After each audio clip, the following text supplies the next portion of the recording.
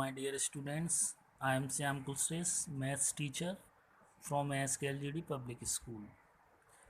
अभी हमारा चैप्टर चल रहा है इंट्रोडक्शन टू यूक्लिड ज्योमेट्री। ये इसका थर्ड पार्ट है। अभी तक इसमें थ्योरी बताई जा रही है। ओके, अब कुछ और डेफिनेशंस हैं जो मैं आपको समझा रहा हूँ। वो सब चीज़ें आप पहले से जानते हैं, ठीक है। पॉइंट पॉइंट आप सभी जानते हो क्या होता है। अब इसकी डेफिनेशन है, क्योंकि एग्ज़ाम में डेफिनेशन भी आ जाती हैं। It has neither length nor breadth nor thickness. It is denoted by a fine dot on a paper. Point क्या होता है, इस तरीके से डिनोट करते हैं इसको। इसकी ना तो लेंथ होती है, ना ही ब्रेड्थ होती है, ना ही थिकनेस होती है। क्लियर हो गया। पॉइंट की लेंथ और ब्रेड्थ नहीं होती है, ना इसकी कोई थिकनेस होती है। इसको डिनोट करते हैं पॉइंट से। Line, a line can be extended to any length on both sides. It has no end point. A line has no breadth. Line क्या होती है, ये इसका कोई एंड पॉइंट नहीं होता है और ना इसकी कोई ब्रेड्थ होती है, ठीक है। इसको कितना भी एक्सटेंड कर सकते हैं, इस साइड बढ़ाते चले जाओ या इस साइड, ठीक है। इसको मेजर नहीं कर सकते हम। थर्ड आता है लाइन सेगमेंट। इसका देखो first part, a portion of a line is called segment of the line. जैसे ये लाइन है, अब इसका कोई भी पोर्शन ले लिया, जैसे ये और ये ले लिया, इसको पॉइंट दे दिया हमने ए और बी, तो यहाँ से यहाँ तक ये क्या हो जाएगी, लाइन सेगमेंट, ठीक है। A line has two end point.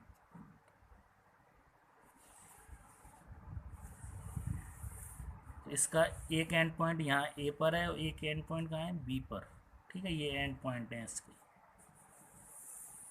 It has a length, इसकी एक लेंथ होती है। और line segment can be measured, और इसको मेजर भी कर सकते हैं। मान लीजिए ये हमारी यहाँ से यहाँ तक की डिस्टेंस है 4 सेंटीमीटर, तो ये लाइन कितनी हो गई, 4 सेंटीमीटर की। तो इसको हम क्या बोलते हैं, लाइन सेगमेंट। जो हम बोलते हैं ना कि 4 सेंटीमीटर की लाइन ड्रॉ करो, तो ये सब गलत बोलते हैं, जबकि वो होता क्या है, लाइन सेगमेंट। क्लियर हो गया। लाइन वो होती है जिसकी कोई भी एंड पॉइंट नहीं होता। लाइन सेगमेंट वो होते हैं जिसके दो एंड पॉइंट होते हैं। क्लियर। अब आता है rays. A line segment A B when extend in one direction is called रे।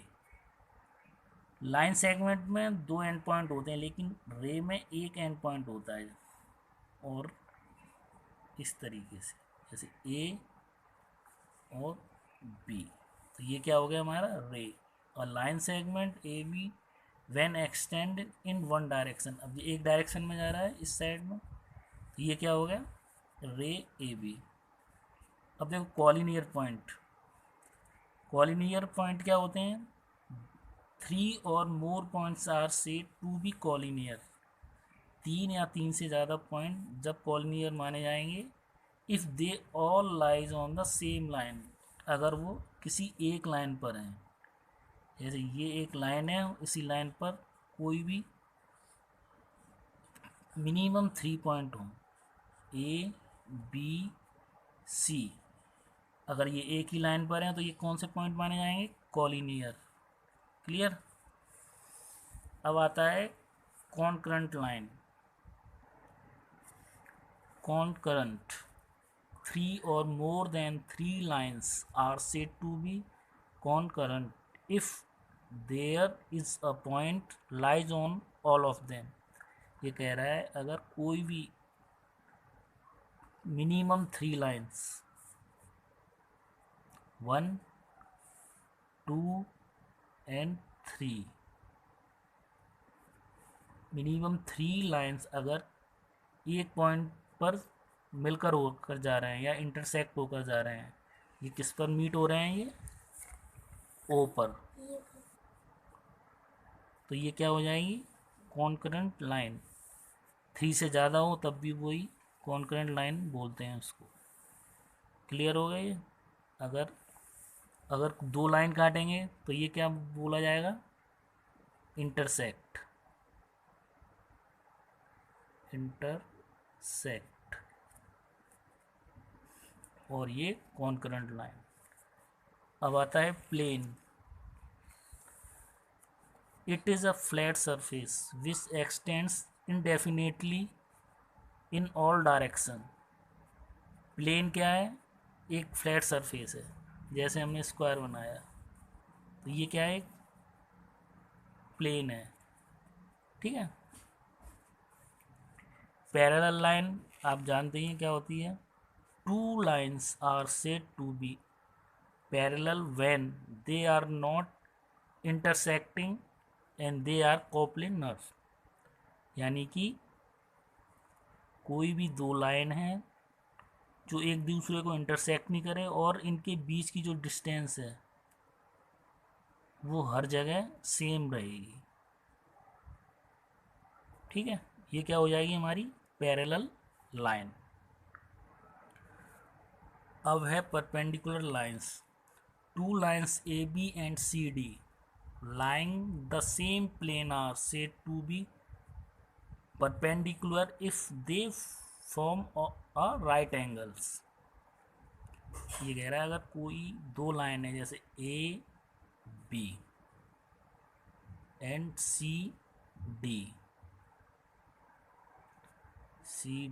ए एंड बी, अगर वो 90 डिग्री एंगल बना रहे हैं यानी इंटरसेक्ट एट 90 डिग्री, तो उस लाइन को क्या बोलेंगे? Perpendicular line. और इसका जो डिनोट करते हैं मैथमेटिक्स में वो कैसे लिखेंगे इसको? A B perpendicular C D, ये इसका साइन होता है, सिंबल। सिंपली भाषा में बोल दो, टी को उल्टा कर दो। क्लियर? अब देखो रेडियस की definition. The distance from the centre to a point on the circle is called the radius of the circle. इसका मतलब है सेंटर से सर्कमफ्रेंस की जो डिस्टेंस होती है वो क्या होती है? रेडियस। ये क्या हो जाएगी हमारी? रेडियस। इसको स्मॉल आर से डिनोट करते हैं या कैपिटल आर। तो distance from the centre, distance from the centre to a point on the circle, on the circle is called the radius of the circle. ठीक है। अगर इसको एक्सटेंड करके इधर कर देंगे तो ये क्या हो जाएगा? डायमीटर। ये आप आगे नेक्स्ट एक्सरसाइजों में आप बताऊंगा ये सभी चीज़ें।